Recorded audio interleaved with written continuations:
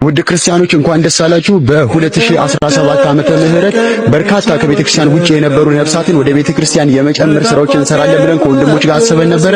ጌታ ረድቶን ይህንን እያከናወንን እንገኛለን። በዛሬው ዕለት ደግሞ 5 ነፍሳት ወደ ቅድስት ቤተክርስቲያን ተጨምረዋል። በትናንትናው ዕለትም እንደዚሁ 2 ነፍሳት ወደ ቅድስት ቤተክርስቲያን ተጨምረዋል ማለት ነው። ወንድሞች የተሰማቸውን ደስታ እንጠይቃቸዋለን። ተከታተሉ። ደግሞ ዛሬ ምን እንደተሰማ ባጭሩ ንገረን እስቲ።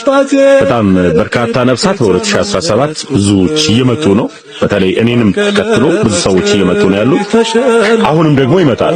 ግን ዛሬ ደግሞ 5 ሰው ወደዚህ ቤተክርስቲያን ተጨምሯል። በጣም ነው ደስ ያለኝ።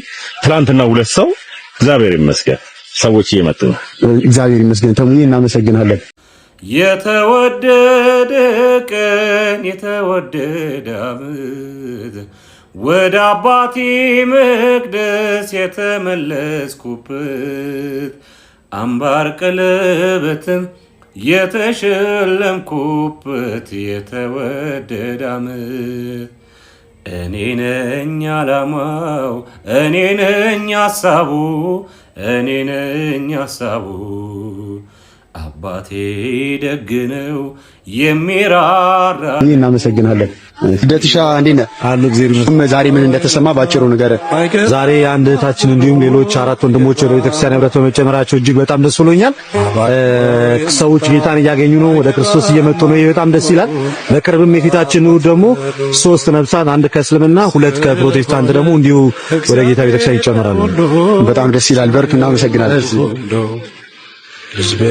የተወደደ ቀን የተወደደ ዓመት ወደ አባቴ መቅደስ የተመለስኩበት አምባር ቀለበትን የተሸለምኩበት የተወደደ ዓመት እኔ ነኝ ዓላማው እኔ ነኝ ሐሳቡ እኔ ነኝ ሐሳቡ። ባሮኬ ጆኒ እንዴት ነው? ሰላም አለሽ? እንዴት ነው? አማን አለን አለም። ደግሞ ዛሬ በርካታ ነፍሳት ወደ ቤተክርስቲያን ተጨምረዋል። እስቲ ምን የተሰማህ ነገር? እጅግ በጣም ደስታ ተሰምቶኛል። በነገራችን ላይ ጎበዝ አንባቢ ፔንት አይሆንም። ኦፍ ኮርስ ምንም ጥያቄ የለውም። እና ያው ከሰው ሰራሽ ትምህርት ወጥተው ራሱ ጌታ ወደ መሰረታት ወደ እውነተኛ ቤተክርስቲያን ወደ እውነተኛው የክርስቶስ አካል ተጨምረዋል። ገናም ይጨምራሉ። አዳራሹን ባዶ ይሆናል። እግዚአብሔር አምላክ ስራ እየሰራ ነው። አሁንም ይሰራል። እውነት ይወጣል። ቴንኪው አሪፍ ኩ እንዴት ነህ? የተወደደ ቀን የተወደደ ዓመት ወደ አባቴ መቅደስ የተመለስኩበት አምባር ቀለበትን የተሸለምኩበት የተወደደ ዓመት እኔ ነኝ ዓላማው እኔ ነኝ ሐሳቡ እኔ ነኝ ሐሳቡ አባቴ ደግ ነው የሚራራ ልቡ የሚራራ ልቡ 99 ቴንኪው አሪፍ ኩ እንዴት ነህ? እንዴት አለ ይሁን? ሰላም ነው? ደህና ነው አለን። ምን እንደተሰማ ባጭሩ ግለጽ። ትልቁ ነገር እድለኛ መሆናችን ነው። በእኛ በኩል እግዚአብሔር ይሄንን መስራቱ ደግሞ እግዚአብሔርን እናመሰግነዋለን። እንግዲህ እንደምታዩ ዛሬ 5 ነፍሳት፣ ቀጣዩ እሑድ ደግሞ 3 ነፍሳት፣ ትናንትና 2 ነፍሳት ሲጨመሩ አይተናልና ጊዜው ዘጸአት ማለት ለህዝቡ ማለት ነው ከጨለማ ወደ ብርሃን የሚወጡበት ዘመን ነውና እግዚአብሔር ይመስገን። በጣም ደስተኛ ነኝ። ደግሞ ከቅዱሳን መላእክት ጋር ማመስገን ደግሞ እጅግ ደስ ይላል። እናመሰግናለን። ቴንኪው። የተወደደ ቀን የተወደደ ዓመት ወደ አባቴ መቅደስ የተመለስኩበት አምባር ቀለበትን የተሸለምኩበት የተወደደ ዓመት እኔ ነኝ ዓላማው እኔ ነኝ ሐሳቡ እኔ ተወደድሽ እንዴት ሰላም ነው? እንዴት አለሽ? አለሁልህ። ከዛሬው ቀን ጋር በተያያዘ ምን የተሰማህ ነገር ባጭሩ ንገረኝ። በ2017 እኛ እንዳሰብነው ሳይሆን እግዚአብሔር እንዳቀደውና እንደሰራው በጣም ብዙ ነፍሳት ወደ ቤተክርስቲያን ጨምሯል። በወንድሞቻችን ላይ አድሮ ብዙ ስራ ሰርቷል። ይሄ ብቻ ሳይሆን በ2017 ብቻ አሁን ባለንበት ሰኔ ወር ከገባ በኋላ ራሱ ብዙ እህት ወንድሞቻችን ወደ ቤተክርስቲያን በንስሐም በልጅነት ጥምቀትም ተመልሰዋል።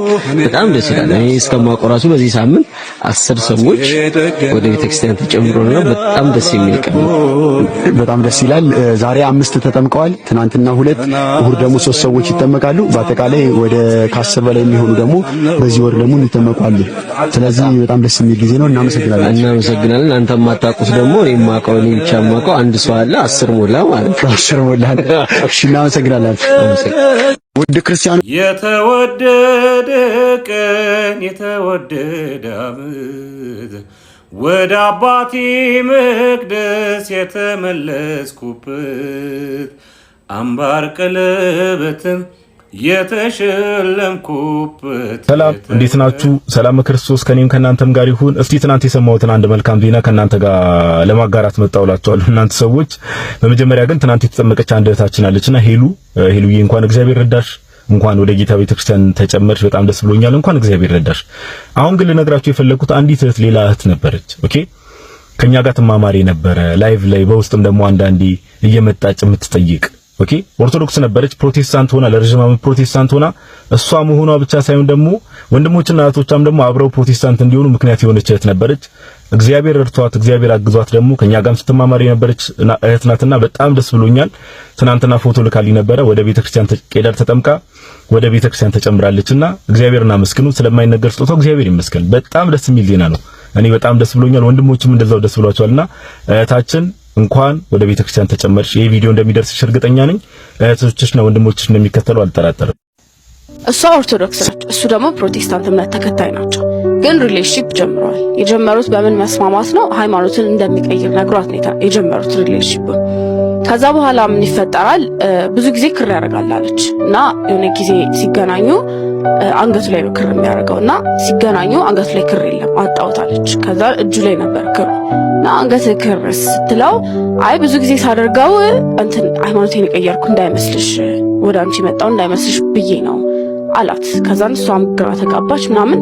ከዛ በኋላ አይ ቲንክ ሐሙስ ላይ እንደዛ ተነጋግረው በንጋታው ዓርብ ቀኑ ሙሉ አልደወለላትም። ስትደውል አያነሳም እና ግራ ገባኝ፣ ምን ማድረግ እንዳለብኝ ግራ ገባኝ። እናንተ በእኔ ቦታ ብትሆኑ ምን ታደርጋላችሁ? የተወደዳችሁ ውድ ክርስቲያኖች ሁላችሁንም ሰላም ብያለሁ። እንዴት ናችሁ? እግዚአብሔር ይመስገን በጣም ደህና ነኝ። እዚህ ቪዲዮ ላይ ሐሳብ ልሰጥበት ፈልጌ ነው።